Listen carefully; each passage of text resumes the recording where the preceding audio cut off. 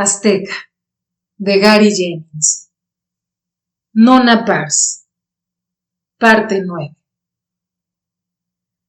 He llegado al punto de la historia de nosotros los mexica, en que habiendo escalado por tantas gavillas de años la montaña de la grandeza, finalmente llegamos a su cumbre, lo que significa que sin saberlo, comenzamos a descender al otro lado. Ya de regreso a casa, después de unos meses más de viajar a la aventura por el occidente, me detuve en Tolocan, un pueblo agradable encima de una montaña en las tierras de los Maltatzinca, una de las tribus menores aliadas a la Triple Alianza. Me hospedé en una hostería y después de bañarme y cenar, me dirigí a la plaza de la ciudad para comprarme nuevas vestimentas para mi llegada y un regalo para mi hija. Mientras me encontraba entretenido en esto, un mensajero veloz llegó corriendo desde Tenochtitlán, atravesó la plaza de Tolocan y llevaba puestos 2 mantos. Uno era blanco, que representaba duelo, porque ese color corresponde al occidente, hacia donde van los muertos. Encima de ese llevaba un manto color verde, el color que significa buenas noticias. Así que no fue una sorpresa para mí cuando el gobernador de Tolocan hizo el siguiente anuncio públicamente, que el venerado orador Ahuitzotl, quien se encontraba muerto de mente desde hacía ya 2 años, había muerto finalmente en cuerpo, y que el señor regente Motecuzoma el joven había sido elevado oficialmente por el Consejo de Voceros al exaltado rango de Huey Tlatoani de los mexica. La noticia me puso de un humor como para dirigir mi espalda en dirección a Tenochtitlán y encaminarme otra vez hacia los lejanos horizontes. Pero no lo hice. Muchas veces en mi vida me he burlado de la autoridad y he sido irresponsable en mis acciones, pero no siempre me he comportado como un cobarde o un tonto. Seguía siendo un mexícatl, sujeto por lo tanto al Huey Tlatoani, quien quiera que fuera, sin importar lo lejos que vagara. Es más, yo era un campeón águila que había jurado fidelidad incluso hasta un venerado orador a quien en lo personal no podía venerar. Sin haberlo conocido jamás, sentía antipatía y desconfianza por Motecuzoma Xocoyotzin, por su intento en frustrar la alianza de su venerado orador con Zapoteca hacía años, así como por la manera tan perversa con la cual había violado a Beu, la hermana de Ciania. Pero Motecuzoma posiblemente jamás había oído hablar de mí, y no podría saber lo que yo sabía acerca de él, y por lo tanto no tenía razón para tenerme antipatía. Hubiera sido un tonto como para darle tal razón al hacer mis sentimientos evidentes, o buscar la manera de que él se fijara en mí. Si, por ejemplo, a él se le ocurriera tomar en cuenta a los campeones águila presentes en su inauguración, tal vez se sentiría insultado por la ausencia imperdonable de un campeón llamado Nube Oscura. Así que me dirigí hacia el este de Tolocan, bajando los empinados cerros que van desde allí hacia el lago y a las ciudades que yacen allí. Al llegar a Tenochtitlán, me dirigí hacia mi casa, donde se me recibió con júbilo por parte de los esclavos Turquesa y Estrella Cantadora, así como por mi amigo Cóscatl, y con menos entusiasmo por parte de su esposa, quien me dijo con lágrimas en los ojos: «Ahora nos quitarás a nuestra querida y pequeña Cocotón». Le contesté: «Ella y yo siempre te seremos fieles, Quequelmiki, y nos podrás visitar tan seguido como quieras hacerlo. Pero no será lo mismo que tenerla», le dije a Turquesa. «Dile a la niña que su padre está en casa. Dile que venga a verme». Bajaron la escalera cogidas de la mano. A los 4 años, Cocotón aún estaba en edad de andar desnuda por la casa, y eso hizo que el cambio sufrido en ella fuera inmediatamente obvio para mí. Me dio gusto ver que, como había dicho su madre, aún era bella. Es más, su parecido físico a Ciania era más pronunciado. pero ya no era regordeta sin forma y con miembros como pequeños tronquecillos.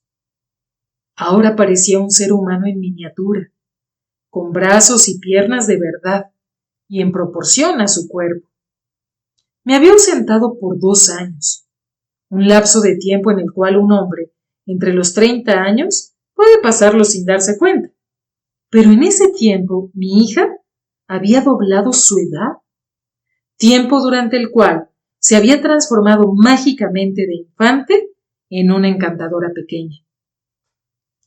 De pronto me sentí mal por no haber estado presente para observar su florecimiento, como el desdoblar de un lirio de agua en la noche. Me reproché el haberme privado de esto y me hice una promesa silenciosa de no volver a hacerlo. Turquesa nos presentó con un gesto de orgullo. Mi pequeña ama Malinali, llamada Cocotón. Aquí tienes a tu tata Mixtli, por fin con nosotros. Salúdalo con respeto, tal como se te ha enseñado. Agradable fue mi sorpresa al observar que Cocotón cayó graciosamente al suelo para hacerme el gesto de besar la tierra. No alzó la cabeza de esa postura de obediencia hasta que la llamé por su nombre. Fue entonces cuando yo le hice una señal para que se acercara y me regaló una de sus hermosas sonrisas y corrió hacia mis brazos y me dio un tímido y húmedo beso y me dijo: Tata, estoy contenta de que hayas regresado de tus aventuras. Le dije: estoy muy contento de encontrar una damita tan bien educada esperando mi regreso. A Cosquillosa le dije: gracias por cumplir tu promesa de mantenerme vivo en su recuerdo. Cocotón, moviéndose entre mis brazos para mirar a su alrededor, dijo: tampoco me olvidé de mi Teñe. Quiero saludarla también. Todos los que estaban en el salón dejaron de sonreír y discretamente empezaron a irse. Tomando un fuerte aliento, le dije: debo decirte con tristeza, mi pequeña, que los dioses necesitaban la ayuda de tu madre para algo en un lugar muy lejos a donde yo no podía acompañarla, un lugar de donde no puede regresarse. Tú y yo debemos hacer nuestras vidas sin ella, pero no por eso vas a olvidarte de tu Teñe. No, me contestó la niña solemnemente, pero para ayudarte a que no la olvides, tu Teñe te mandó esto. Le di el collar que había comprado en Tolocan. Estaba hecho con 20 pequeñas piedras fosforescentes ensartadas en un fino hilo de plata. Dejé que Cocotón lo tomara en sus manos por un momento y las acariciara. Luego lo abroché atrás de su delgado cuello. Viendo a la niñita allí, sin más ropa que un collar de ópalos, me hizo sonreír. Pero las mujeres exclamaron de gusto, y Turquesa corrió a traer un texcatl, espejo.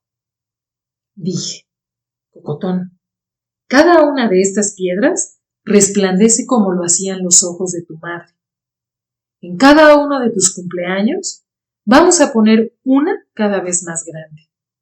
Con todas esas luciérnagas brillando alrededor de ti, su luz te recordará siempre a tu Teñe Ciania, y así nunca la olvidarás.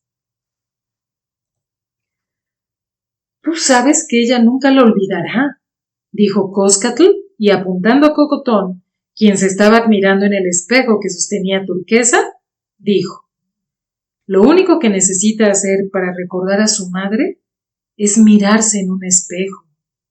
Y tú, Mixtli, lo único que necesitas hacer es ver a Cocotón. Y como si se sintiera un poco incómodo por haber dado muestras de sentimentalismo, aclarando su voz, dijo a Cosquillosa, poniendo cierto énfasis en su voz: en estos momentos, yo creo que los padres temporales deben irse. Era obvio que Coscatl estaba ansioso por dejar mi casa, para irse a vivir a su nueva casa, en donde le sería más fácil supervisar su escuela para sirvientes. Pero era igualmente obvio que Cosquillosa, quien había llegado a sentir un gran amor por Cocotón, ahora se sentiría como una madre sin hijos. Ese día que se fueron, tuvimos que esforzarnos por separarla casi físicamente, pues la mujer no quería quitar sus brazos de alrededor de mi hija. Durante los días siguientes, cuando Coscatl, Cosquillosa y sus cargadores hicieron repetidos viajes para llevarse todas sus pertenencias, fue Coscatl quien dirigió la mudanza, ya que cada viaje era para su esposa una excusa para pasar un último momentito con Cocotón. Aún después de que Coscatl y su esposa ya se habían establecido cómodamente en su propia casa y de que ella debía de estarle ayudando a dirigir la escuela, Cosquillosa todavía inventaba algunas cosas que tenía que hacer cerca de nuestro barrio para visitar a mi hija. De hecho, yo no podía quejarme, pues comprendía que mientras yo me estaba ganando el amor de Cocotón, Cosquillosa estaba tratando de renunciar a él. Yo estaba tratando por todos los medios de que la niña aceptara como su tata a un hombre que le era casi totalmente desconocido. Así es que simpatizaba con la pena de Cosquillosa, que tenía que dejar de ser su teña después de haberlo sido por 2 años. Y naturalmente necesitaba tiempo para ello. Tuve mucha suerte de que en esos primeros días de mi regreso a casa no fuera llamado a ningún servicio. Así es que pasé ese tiempo libre en renovar mi familiaridad con la niña. A pesar de que el venerado orador Ahuitzotl había muerto 2 días antes de mi regreso, su funeral y la coronación de Motecuzoma no se podía llevar a efecto sin la presencia de cada gobernador noble y personaje notable de todas las naciones del único mundo, y muchos de ellos tenían que venir desde muy lejos. Mientras todas esas gentes se reunían, el cuerpo de Ahuitzotl fue preservado cubriéndolo con la nieve que era traída por mensajeros veloces desde los picos de los volcanes. Pero al fin llegó el día del funeral, y yo, con mi traje e insignias de campeón águila, me encontraba entre toda la multitud que llenaba la plaza, llorando el grito del búho cuando los portadores llevaban a nuestro difunto Hueytlatoani en su última jornada, hacia el mundo del más allá. Toda la isla parecía retumbar con nuestro largo y vibrante lamento. De despedida. El difunto Ahuitzotl estaba sentado en su silla, pero encorvado, ya que sus rodillas estaban unidas a su pecho, por medio de sus brazos. Su primera viuda y sus otras viudas habían lavado el cuerpo en agua de esencia de clavo y de otras hierbas dulces, y lo habían perfumado con copali. Sus sacerdotes lo habían vestido con 17 mantos, pero de un algodón tan fino que no hacían bulto. Aparte de todo ese ritual, Ahuitzotl llevaba una máscara y un manto para darle el aspecto de Huitzilopochtli, dios de la guerra, y el más grande dios de nosotros los mexica. Ya que el color que distinguía a Huitzilopochtli era el azul, también lo era el traje que llevaba Ahuitzotl, aunque no estaba pintado ni teñido.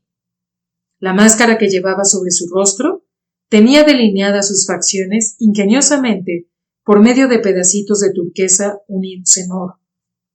Para los ojos utilizaron obsidiana y nácar, y sus labios estaban delineados con piedras sangre, hematites.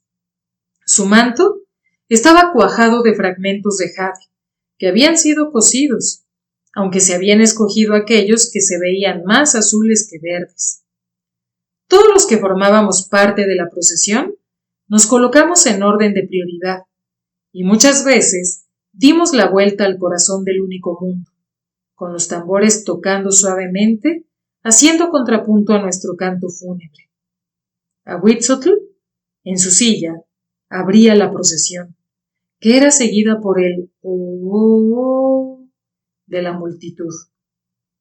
A un lado de su silla caminaba su sucesor Motecuzoma, pero no caminaba triunfalmente, sino llorando doliente, como lo demandaba la ocasión. Iba descalzo, y no llevaba puesto nada ostentoso, sino solo sus vestiduras harapientas y negras de su época de sacerdote. Su cabello colgaba enmarañado y desgreñado. Había puesto polvo de cal en sus ojos para enrojecerlos y para hacerlos llorar continuamente. Después iban todos los gobernantes de otras naciones y entre ellos algunos conocidos míos, como Nezahualpili de Texcoco, Cosiyuela de Huaxyacat y Tzintzicha de Michihuacán, que se había presentado en representación de su padre Iquíngare, pues éste era demasiado viejo para viajar. Por esa misma razón, el viejo y ciego Xicotenca de Texcali había enviado a su hijo y heredero, el joven Xicotenca. Esas dos naciones, como ya lo he mencionado tiempo atrás, y como ustedes lo saben, eran rivales y enemigas de Tenochtitlán. Pero la muerte de un gobernante de cualquier nación imponía una tregua y obligaba a todos los demás gobernantes a reunirse en público duelo en su funeral, aunque en muchos de sus corazones no existiera tal dolor, sino la alegría por su muerte. De todas maneras, ellos y sus nobles podían entrar y salir de la ciudad a salvo de ser asesinados o cualquier otra clase de traición, pues eso estaba completamente fuera de todas las mentes, en el funeral del gobernante de cualquier nación. Atrás de todos los dignatarios visitantes venía la familia de Ahuitzotl, la primera señora y sus hijas, luego las otras esposas legítimas y sus hijos, y al final sus numerosas concubinas con sus todavía más numerosos hijos. El heredero reconocido de Ahuitzotl, su hijo mayor Cuauhtémoc, llevaba amarrado a una cadena de oro un perrito que acompañaría al hombre muerto en su jornada al mundo del más allá. Algunos otros de sus hijos llevaban aquellos artículos que Ahuitzotl deseaba o necesitaría, sus varias banderas, bastones, penachos y otras insignias de su oficio, incluyendo una gran cantidad de joyas, sus uniformes de batalla, sus armas y escudos. Algunas otras pertenencias simbólicas que no eran oficiales, pero que él estimaba, incluyendo aquella horrible piel y cabeza de oso gris que había adornado su trono por tantos años. Atrás de la familia caminaban todos los hombres viejos del Consejo de Voceros y otros hombres sabios consejeros del venerado orador y sus brujos, sus visionarios y sus repetidores de palabras. Luego venían todos los más altos nobles de su corte y aquellos nobles que habían venido con las delegaciones extranjeras. Detrás de ellos marchaban la guardia de palacio de Ahuitzotl, los viejos guerreros que habían servido bajo sus órdenes cuando él todavía no era Huey Tlatoani, y algunos de sus sirvientes y esclavos favoritos. Por supuesto, las 3 compañías de campeones, Águila, Jaguar y Flecha. Yo lo había arreglado todo para que Coscatl y Cosquillosa pudieran estar al frente de la hilera de espectadores, llevando con ellos a Cocotón. Así ella podría verme desfilar con mi uniforme en esa digna compañía, aunque fue un poco embarazoso, ya que al pasar frente a ella, su vocecita sobresalió por entre el canto, los tambores y los oh de la multitud, al gritar alegremente con admiración: ¡Ese es mi Tata Mixtli! El cortejo debía cruzar el lago, ya que se había decidido que Ahuitzotl yaciera al pie del peñasco de Chapultepec, exactamente abajo del lugar en donde se había tallado en la roca magníficamente su semblanza. Como prácticamente cada ácali, desde el elegante y privado de un cortesano hasta los lanchones de carga, los de los cazadores de aves y los pescadores se estaban utilizando para transportar todo el cortejo fúnebre. Muchos de los ciudadanos de Tenochtitlán no nos pudieron seguir. Sin embargo, cuando alcanzamos la tierra firme, nos encontramos con que una multitud igual de Tlacopan, Coyohuacán y otras ciudades se había reunido allí para rendir su último homenaje. Todos caminamos hacia la tumba abierta al pie de la colina de Chapultepec y nos quedamos allí, parados, acalorados y sudando bajo el peso de nuestros trajes ceremoniales, mientras los sacerdotes susurraban a Huitzotl sus últimas y largas instrucciones para que pudiera cruzar el terreno prohibido que había entre nuestro mundo y el del más allá.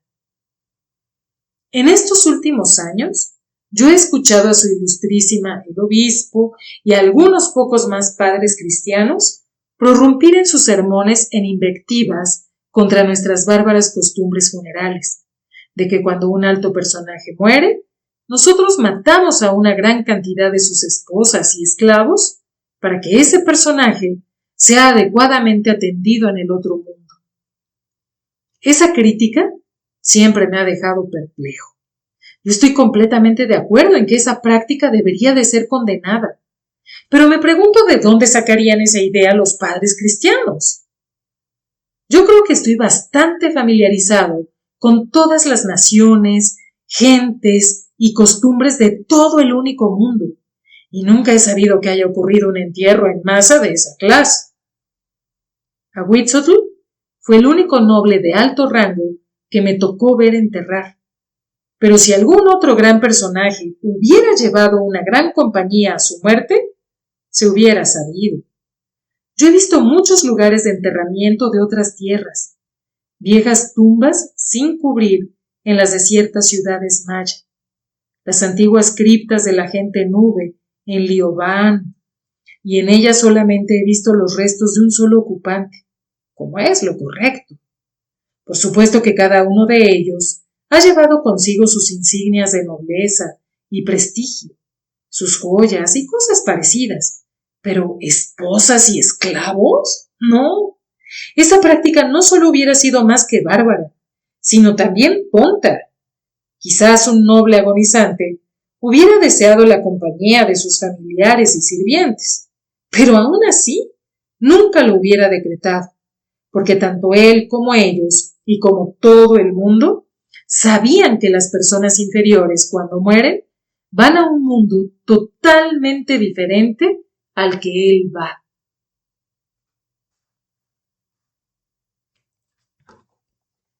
La única criatura que murió ese día en la tumba de Ahuitzotl fue el perrito que llevaba el príncipe Cuauhtémoc, y aún para esa pequeña muerte había una razón.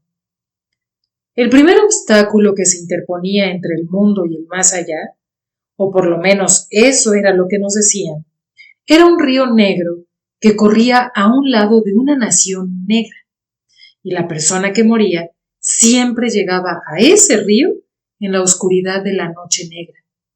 Solamente lo podría cruzar cogiéndose de un perro que oliera la distante playa y nadara directamente hacia ella, pero ese perro tenía que ser de un color medio.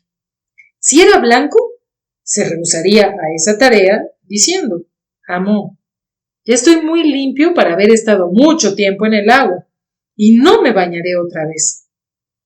Si era negro, también declinaría diciendo: «Amo, usted no me podrá ver en la oscuridad. Si no me ve, usted no podrá agarrarse de mí y por lo tanto se perderá». Así es que Cuauhtémoc había conseguido un perro de color jacinto, tan rojo como el oro de la cadena de oro rojo que lo sujetaba. Había también muchísimos obstáculos más allá de ese río negro, pero esos los debería vencer Ahuitzotl por sí mismo. Tendría que pasar entre dos grandes montañas, que en intervalos impredecibles se contraerían juntas y se extenderían. Tendría que escalar otra hecha de pedacitos de cortante obsidiana. Tendría que caminar entre un bosque impenetrable de banderas flotantes, en donde éstas se moverían obstaculizando el sendero y tremolando sobre su rostro para cegarlo y confundirlo. Y de allí a una región en donde la lluvia nunca cesaba y en donde cada gota sería como una punta de flecha. En medio de esos dos lugares tendría que luchar o escabullirse de serpientes, cocodrilos y jaguares que le acecharían ansiosos de comer su corazón. Y una vez venciendo todo eso, llegaría al fin a Mictlán, en donde el señor y la señora que lo gobernaban esperarían su llegada. Allí, él tomaría de su boca el jade con que había sido enterrado, si no había gritado cobardemente durante su trayecto, y lo había perdido en alguna parte.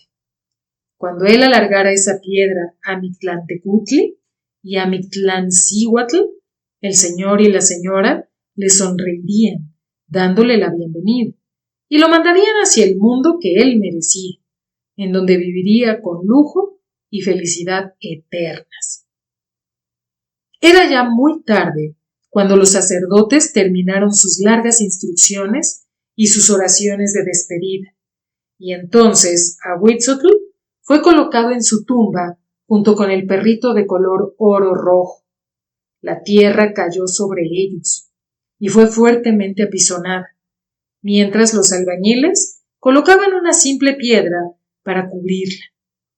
Ya estaba oscuro cuando nuestra flota de Acaltin atracó otra vez en Tenochtitlán, en donde nos reagrupamos para formar la procesión y marchar otra vez hacia el corazón del único mundo. Para entonces la plaza estaba vacía, pero nosotros tuvimos que permanecer en nuestras filas, mientras los sacerdotes rezaban más oraciones a la luz de las antorchas en lo alto de la gran pirámide. Luego, quemaron un incienso especial en las urnas que estaban alrededor de la plaza, y por último, acompañaron ceremoniosamente al harapiento y descalzo Motecuzoma dentro del templo de Tezcaltipotla, el espejo ardiente. Debo decirles que el haber escogido el templo de ese dios no tenía ninguna significación especial, pues aunque Tezcaltipolca era considerado en Texcoco y en otros lugares como el más grande de todos los dioses, en Tenochtitlán era mucho menos glorificado. Lo que pasaba era que ese templo era el único en la plaza que tenía su propio patio amurallado. En cuanto Motecuzoma entrara en ese patio, los sacerdotes cerrarían las puertas detrás de él, y por 4 noches y días, el que fue escogido venerado orador estaría allí, solo, ayunando, sin beber y meditando, siendo quemado por el sol o mojado por la lluvia, conforme lo escogieran los dioses, durmiendo sobre la dura piedra del patio, sin ninguna cobija, y solamente en ciertos intervalos especificados, iría dentro del templo a rezar a todos los dioses uno por uno, para que lo guiaran en el cargo que en muy poco tiempo desempeñaría. Todos los demás arrastramos nuestros cansados pies hacia los palacios, hosterías, casas y cuarteles, y aguantar otro largo día en nuestros trajes hasta que Motecuzoma saliera de su retiro. Yo arrastré pesadamente mis sandalias de garras sobre los escalones de entrada de mi casa, y si no hubiese estado tan cansado, me habría sorprendido de que Cosquillosa me abriera la puerta en lugar de Turquesa. Una solitaria lámpara de débil llama ardía en la entrada del vestíbulo. Le dije: «Ya es muy tarde. Espero que Cocotón ya esté dormida en su cama. ¿Por qué tú y Coscatl no os habéis ido a vuestra casa?» Coscatl se fue a Texcoco a tratar un asunto de la escuela. En cuanto se desocupó una Cali después del funeral, él lo contrató para ir allá. Así es que aproveché esa oportunidad para pasar un rato más con tu hija. Turquesa te está preparando tu baño y el cuarto de vapor. Bien, dije. Déjame llamar a Estrella Cantadora para que te alumbre todo el camino hasta tu casa, y yo me apresuraré a ir a la cama, para que los sirvientes se puedan acostar también. Espera, dijo nerviosa. No me quiero ir. Su rostro, de un color cobre claro, se había encendido a un color cobre rojizo, como si la débil llama de la lámpara que estaba en el vestíbulo no estuviera atrás de ella, sino dentro de su cuerpo. Coscatl no estará de vuelta hasta mañana en la noche, lo más pronto. Esta noche me gustaría estar contigo, en tu cama, Mixtli. ¿Qué significa esto? Dije pretendiendo que no había comprendido. ¿Pasa algo malo en tu casa, Cosquillosa? Sí, y tú sabes qué es. Su color se encendió todavía más. Tengo 26 años y he estado casada durante 5 y todavía no sé lo que es sentir realmente a un hombre. Yo le respondí: si te hace sentirte mejor, te diré que tengo una buena razón para creer que nuestro flamante venerado orador está tan impedido en ese aspecto como tu esposo Coscatl.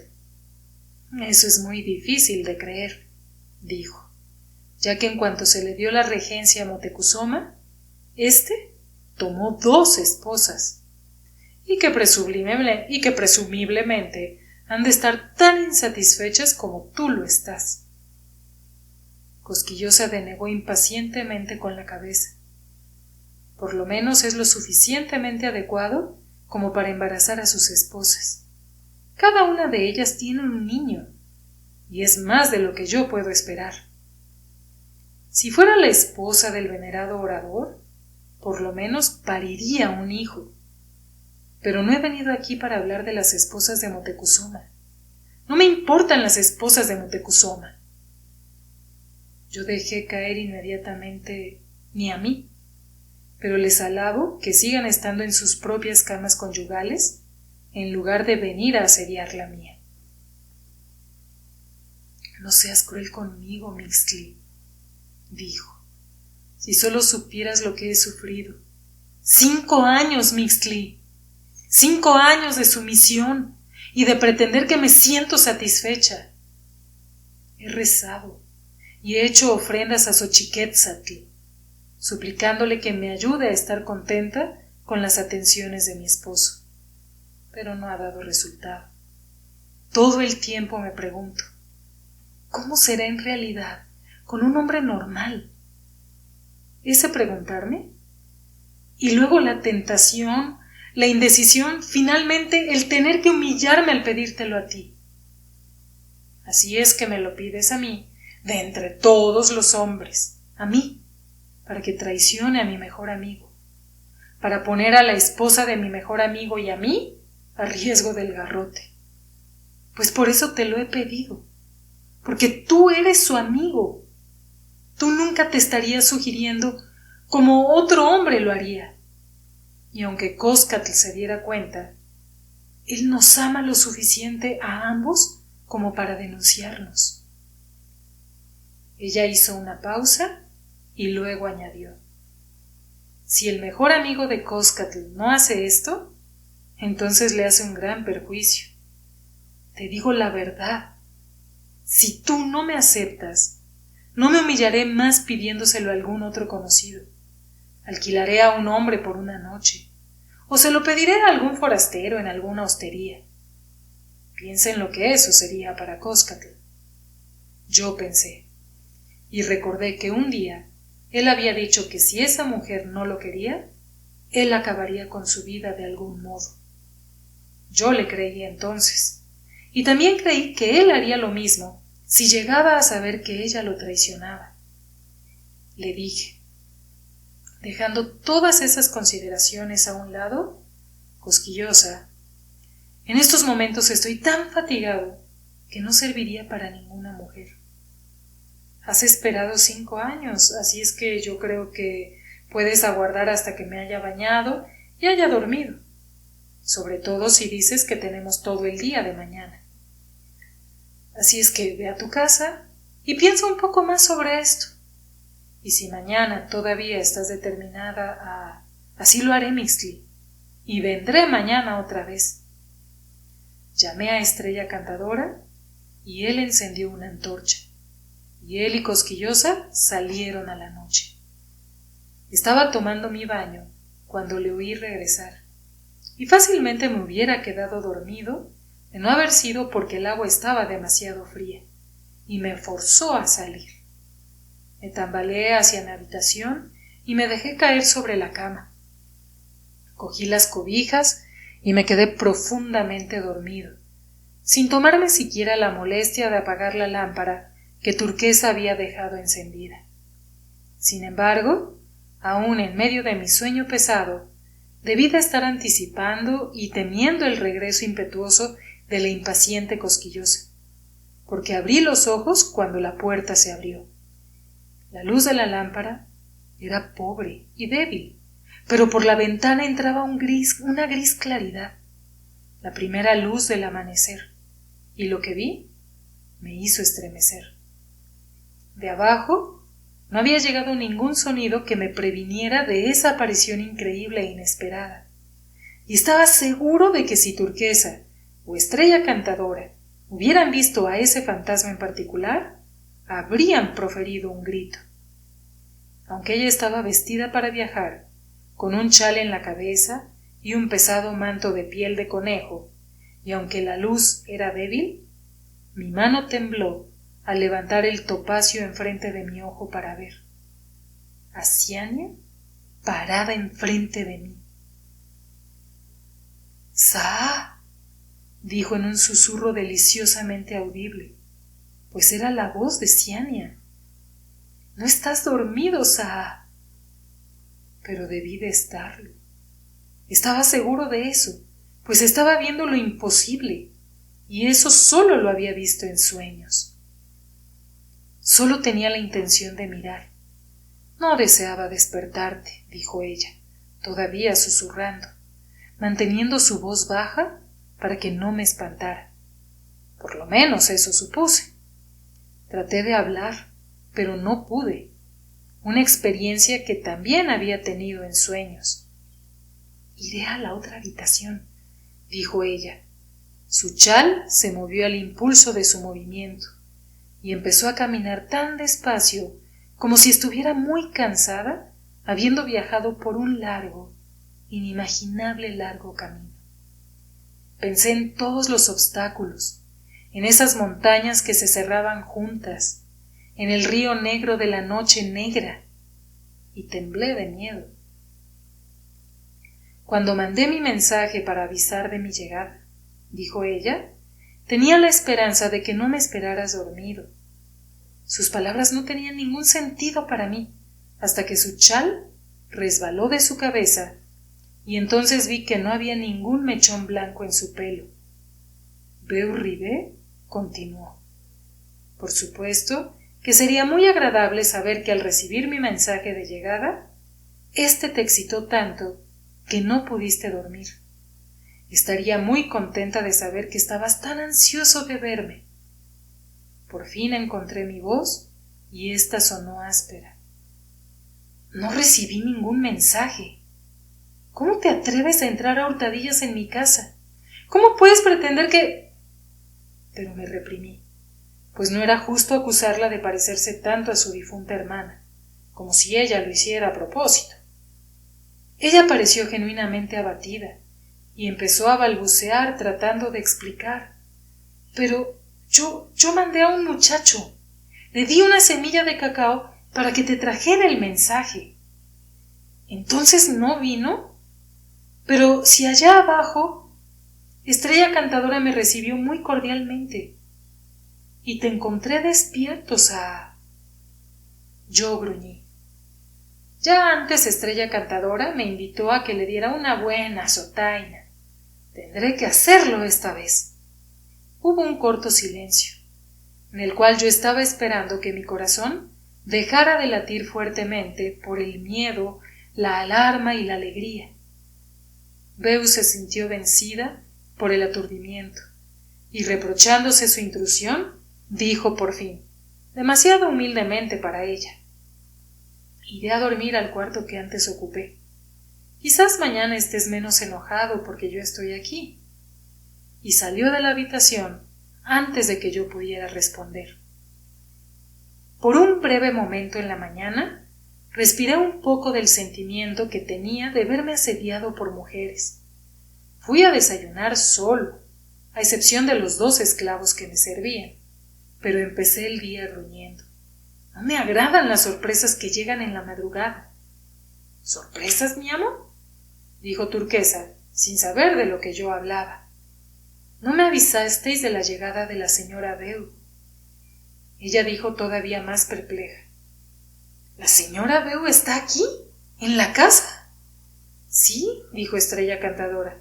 También fue una sorpresa para mí, amo, pero supuse que a usted se le había olvidado informarnos. Por lo tanto, el muchacho que Beau había enviado nunca avisó de su inminente llegada. El primer aviso que tuvo de eso Estrella Cantadora fue cuando unos golpecitos en la puerta de la calle lo despertaron.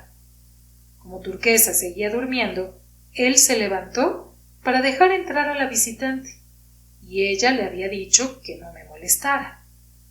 Como la señora Luna que espera llegó con bastantes cargadores, dijo él, yo supuse que ya le estaba usted esperando. Eso explicaba por qué él no se había asustado al verla, pensando erróneamente, como yo lo hice, que era el fantasma de Ciania. Ella me dijo que no lo despertara a usted y que no hiciera ningún ruido, ya que ella conocía la casa. Podía ir escaleras arriba. Sus cargadores trajeron mucho equipaje, mi amo, y yo acomodé todos sus bultos y canastos en el cuarto de enfrente. Bueno, por lo menos podía dar gracias de que ninguno de los sirvientes se había dado cuenta de mi perturbación ante la presencia repentina de Beau, y que Cocotón no se había despertado y asustado. Así es que olvidé el asunto. Seguí tomando mi desayuno con tranquilidad, aunque no por mucho tiempo.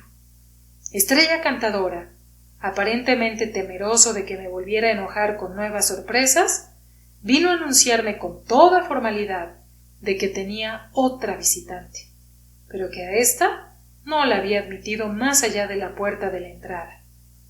Sabiendo de antemano quién era, terminé mi chocolate y, suspirando, fui hacia la entrada.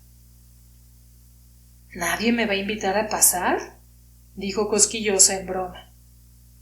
Este es un lugar muy público, Mixtli, para lo que nosotros va...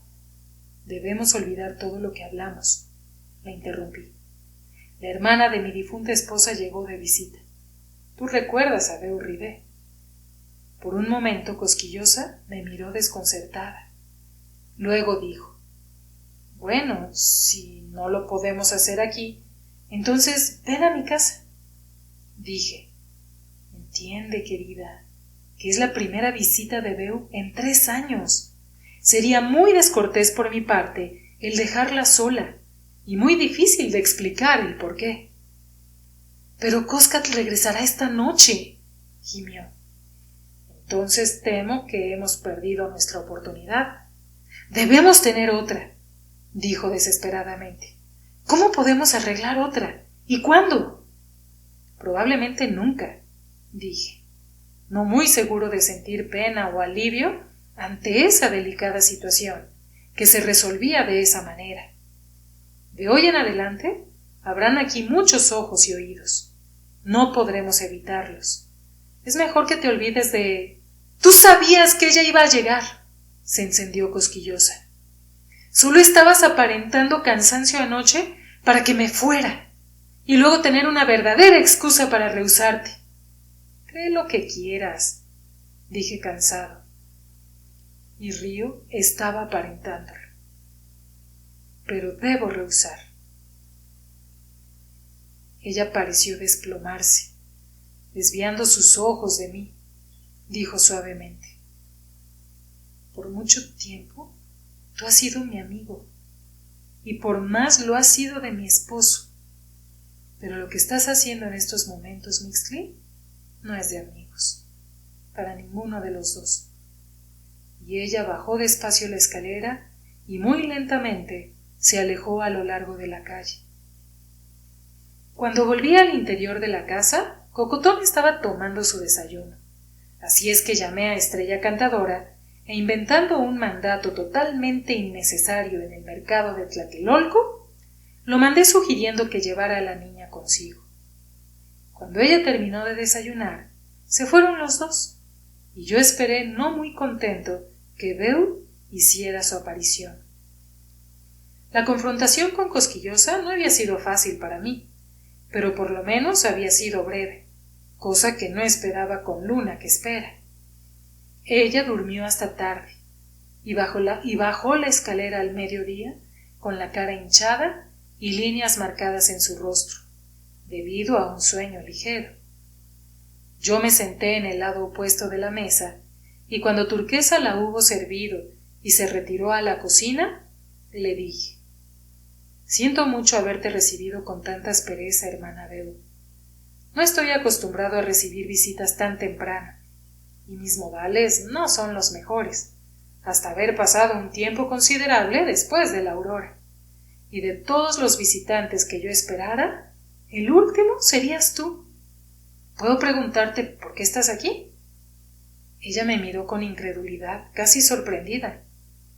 «¿Y necesitas preguntármelo, Sam? Entre nosotros, la gente nube, los lazos familiares están fuertemente unidos. Yo pensé que podría ser de alguna ayuda, de alguna utilidad, aún un consuelo para el viudo de mi hermana y para su criatura huérfana».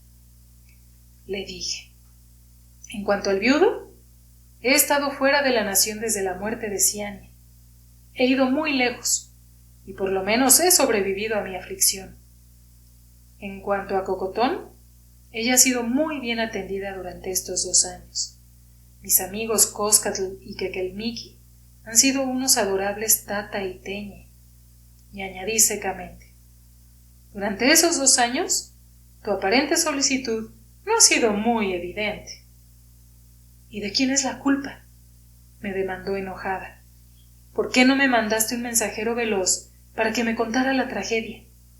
No fue sino hasta hace 1 año que recibí, casi por casualidad, tu carta arrugada y tiznada, que me fue entregada por un mercader que pasaba.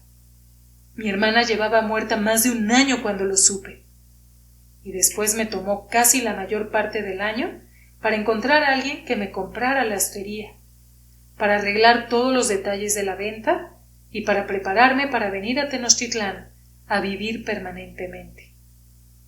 Entonces supimos que el venerado orador Ahuitzotl había vuelto de su locura y que pronto había muerto, lo que significaba que nuestro Bishoshu Cosiuyuela, naturalmente, tendría que asistir a la ceremonia aquí. Así es que esperé hasta poder viajar con su escolta para mi conveniencia y protección. Sin embargo, me detuve en Coyohuacán, no queriendo tener que pasar entre el gentío que había en la ciudad durante el funeral, y fue por eso que le di un cacao a aquel muchacho para que te viniera a avisar de que pronto estaría aquí. No fue sino hasta cerca de la madrugada que pude procurar cargadores para mis pertenencias.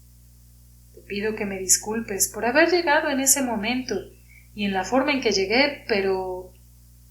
Ella se detuvo para respirar, y yo, que me sentía bastante avergonzado conmigo mismo, le dije sinceramente: «Yo soy quien debo pedirte disculpas, Beau. Has llegado en el mejor momento posible. Los padres que había tomado prestados para Cocotón han regresado a sus propios asuntos, así es que la niña solo me tiene a mí, y debo reconocer tristemente que tengo muy poca experiencia como padre. Cuando te digo que eres bienvenida, no te estoy diciendo solo una formalidad.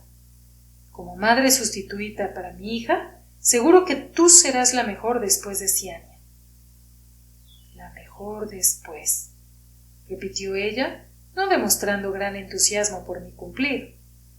«En muchos sentidos», dije. «Tú podrás enseñarle a hablar el lenguaje lochi tan fluido como nuestro náhuatl. Tú puedes hacer que ella sea tan encantadora y cortés como esos niños de la gente nube que tanto admiré. De verdad que solamente tú podrás enseñarle todas esas cosas que Ciania era. Este mundo será mejor cuando haya otra Ciania». «Otra Ciania. Sí», yo concluí. «Puedes considerar esta casa desde ahora y para siempre como tu hogar, y a la niña como tu pupila, y los esclavos están a tus órdenes.